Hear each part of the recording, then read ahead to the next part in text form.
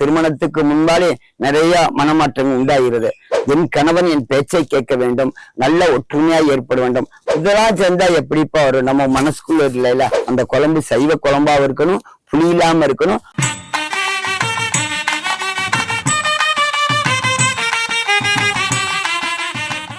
அறிவோம் ஸ்ரீவோம் உலகில் தோன்றியிருக்கும் அனைத்து மகான்களுக்கும் கொடான கோடி நமஸ்காரம். இன்று இந்த பகவான் மகாபிரபு ஆஞ்சநேயரை வைத்து கணவன் மனைவி ஒற்றுமைக்கும் எதிரி இல்லாமல் இருப்பதற்கும் வசியத்திற்கு என்ன செய்வது?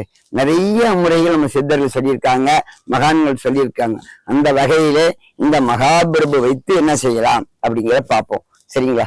இப்ப நாம் என்ன செய்ய வேண்டும் என்றால், இந்த அதாவது மூல நட்சத்திரம் அன்னைக்கு எடுத்துக்கோங்க, அல்லது வியாழக்கிழமை அன்று கணவன் மனைக்குள்ள கருத்து வேறுபாடு இன்னைக்கு நிறைய வருகிறது. ஒருத்தர் புரிஞ்சுக்கலாமா, இல்லாட்டி சிறு வயதிலே நிறைய மனமாற்றங்கள் தவறுகள் செய்வது, காலேஜில் அதாவது திருமணத்துக்கு முன்பாலே நிறைய மனமாற்றங்கள் உண்டாகிறது, அது உடல் மாற்றங்கள் உண்டாகிறது. நீங்க புரிஞ்சுப்பேன்னு நினைக்கிறேன். 2 பேருக்குமே இதே நாள ஒரு மாற்றம். புதுசா திருமணம் பண்ணும் போது அங்க இருக்கிற சுகம் இங்க இருக்கிற சுகங்கள், வெவ்வேறு மாற்றங்கள், எதிர்ப்பு முறைகள், இதெல்லாம் அல்லது ஜாதக ரீதியில பொருத்தங்கள் 12 13 பொருத்தங்களும் சொல்றாங்க. அதுல யோனி பொருத்தம், மயந்திர பொருத்தம், சித்தி தீர்த்து பொருத்தம், இந்த மாதிரி சில பொருத்தங்கள் இல்லாமல் இருப்பதனால சில பேர்த்துக்கு சண்டைகள் வருகிறது, மன வெறுப்புகள் உண்டாகிறது. அதனால கணவன் மனை கோற்று வம்பு வழக்கு பிரச்சனையா சண்டையா வருகிறது. சரி, என் கணவன் என் பேச்சை கேட்க வேண்டும், நல்ல ஒற்றுமையா ஏற்பட வேண்டும், வசீகரமாக இருக்க வேண்டும், எந்த கருத்து வேறுபாடு இல்லாமல் இருக்க வேண்டும். கணவன் மனைவி நம்ம இருவரும் ஒற்றுமையோடு அந்த குடும்பத்துல எப்படி வண்டி 2 சக்கரம் ஓடுகிறதோ, 2 சக்கரம் மாதிரி கட்ட வண்டின்னு சொல்லுவாங்க. இப்ப பஸ்ன்னு சொல்லிக்கலாம். அந்த பஸ் ஒரு டயர் ஒண்ணும் பண்ண முடியாது. அதே போல நாம் சக்கரங்களாக, காலச்சக்கரங்களாக, வாழ்க்கை சக்கரங்களாக மாற்றக்கூடியவர், நல்ல துணையாக அருளாட்சி வழங்கக்கூடியவர் இந்த மகாபிரபு ஆஞ்சநேய பெருமான். அந்த வகையிலே நாம் என்ன செய்ய வேண்டும் என்றால், அந்த பகவானை நான் என்ன செய்யணும், வியாழக்கிழமை அல்லது வெள்ளிக்கிழமை, சனிக்கிழமை, வியாழன் வெள்ளி சனி, இந்த 3 நாள் நீங்க என்ன செய்யறீங்கன்னாக்கா, நம்ம ஆஞ்சநேய பகவானுக்கு வடமாலை அதெல்லாம் சாத்திக்கலாம். அது அப்பாற்பட்ட பிரச்சனை. இந்த ஆஞ்சநேய பகவானுக்கு இந்த வெளியில இருப்பா பார்த்தீங்களா, கோயில்ல பாத்தீங்கன்னா பெருமாள் கோயில்ல அத மலையில மாந்தி இருப்பாங்க, குரங்கு இருப்பாங்க.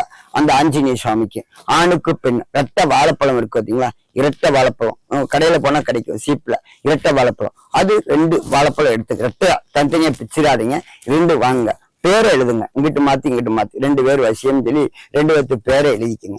எழுதிட்டு எங்க அந்த ஆஞ்சநேயர் வாகனங்கள், அதாவது குரங்கு சொல்லுவாங்களா, அந்த குரங்கு எங்க நிறைய இருக்கிறதோ, இப்ப நான் பெண் வச்சுக்கோங்க, பெண்ணுக்கு என் கணவன் எனக்கு வசியமாகும்னா, ஆண் குரங்குக்கு இந்த ரெட்டை வாழைப்பழத்தை பேர் எழுதி வசியமாகும்னா அது அப்படியே ரெட்டையை அப்படியே கொடுத்துடணும். வாங்குவாங்க கட்டாயம். அந்த ஆண் குழந்தை பார்த்து கொடுத்துருங்க. கொடுத்துட்டு அது 2 சாப்பிட்டாங்கன்னா உடனடியா கணவன் மனைவி வசியம் ஏற்படும். எப்படி அதுக்கு கனெக்ஷன் அப்படின்னா பூர்ணமான அனுகிரகம். இதெல்லாம் சேர்ந்தா எப்படிப்பா வரும்? நம்ம மனசுக்குள்ள இல்லைல்ல, நம்ம மனம் இருந்தா தானே. நம்ம அங்க கொடுத்துட்டு நமக்குள்ள ஒரு கருத்து வேறுபாடு உள்ளக்குள்ள 1000 அசடுகளை வச்சிருந்தா ஒன்றும் பண்ண முடியாது. அதுக்கு உள்ள கொடுக்குற மருந்து நான் சொல்லிடுறேன். இதை கொடுத்துருங்க.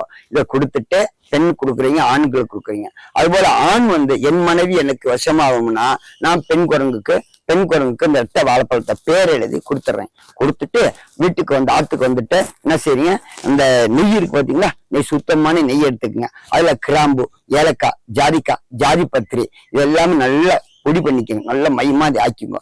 நெய்யை லேச நல்லா உருக்கிக்குங்க, ஜூடு பண்ணிக்குங்க. இந்த ஏலக்காய், கிராம்பு, ஜாதிக்காய், ஜாதி பத்திரி இருக்குங்களா, இதோட சீதேவி செங்கலி என்ற மூலிகை அதுல லேச பொடி பண்ணி அதுக்குள்ள போட்டுங்க. அது தொட்டாச்சு நீங்க மூலிகை லேசா பொடி பண்ணி நல்லா மையமா ஆக்கில சாரை கூட விட்டுக்குங்க. இதுக்குள்ள விட்டு இப்படி சூடு பண்ண பிற்பாடு இந்த நெய்யை உள்ள விட்டுறீங்க. விட்டுட்டு அதுல சிவப்பு திரி அல்லது மஞ்சள் திரி அல்லது தாமரை திரி விளக்கேத்துங்க. விளக்கேத்துட்டு 1 மணி நேரம் 2 மணி நேரம் எரிஞ்ச அளவுக்கு போதும். எங்க ஆத்துல வீட்டுல ஏத்துங்க. அது கீழே ஓம் ஸ்ரீம் அம் உம் வம் லம் கம் சிம் ஷம் மகா ஆஞ்சநேயரே சொல்ல மார்க்கடாய இன்னாரு வசமாக வசி நமஹா இன்னாருக்கு பேர் சொல்லிக்கணும். சொல்லிட்டு இந்த விளக்கேத்திருங்க. விளக்கேற்றி 27 தடவை 120 எவ்வளவு வேணுமே சொல்லலாம். 3 நாள் 5 நாள் ஏத்துறீங்க. 5 நாள் ஏத்தினா கூட போதும். மீதி அந்த 1 மணி நேரம் 2 மணி நேரம் இருந்த பிற்பாடு சனியா இந்த கிண்ணத்துல தண்ணியா தினத்துல இந்த நெய்யை அப்புறம் வடிச்சு வச்சுக்கிறீங்க. இதுபோல 5 நாள் அல்லது 7 நாள் தொடர்ந்து ஏத்துறீங்க. ஏத்துட்டு அந்த நெய்யை என்ன செய்யணும், தினசரி கணவன் மணி சாப்பிடும். சைவத்தெல்லாம் கொடுக்கணும், அசைவத்துல கொடுக்க கூடாது. புளி இல்லாமல் அந்த குழம்பு சைவ குழம்பாவும் இருக்கணும், புளி இல்லாம இருக்கணும். அதை கொஞ்சோண்டு கொடுத்துருங்க. இதை டெய்லி சாப்பிட போகும்போது கணவன் மனைவி குழந்தைகள் சாப்பிட சாப்பிட சாப்பிட என்ன செய்யும், கண்டிப்பாக வசீகரத்தன்மை ஏற்படும், நல்ல ஒற்றுமை ஏற்படும், கருத்து வேறுபாடு இருக்கக்கூடாது. எந்த இது இல்லாமல் வழக்கு இருந்தாலும் கூட நானே செய்து கொடுத்துருக்கேன், நல்ல வேலை செய்யும். இது செஞ்சு பாருங்கள். கணவன் மனைவியோட ஒற்றுமையா இருங்கள். வம்சம் பெருகட்டும், தலைக்கட்டு பெருகட்டும். நம்முடைய பாரத தேசத்துல இந்து தர்மங்கள் பெருகட்டும். ஒற்றுமையாக சந்தோஷமா இருக்க இந்த ஆஞ்சநேயர் மந்திரம் யந்திரம் பூஜை பண்ணுங்க, சிறப்பா இருக்கும். இது கண்டிப்பா செய்யுங்க.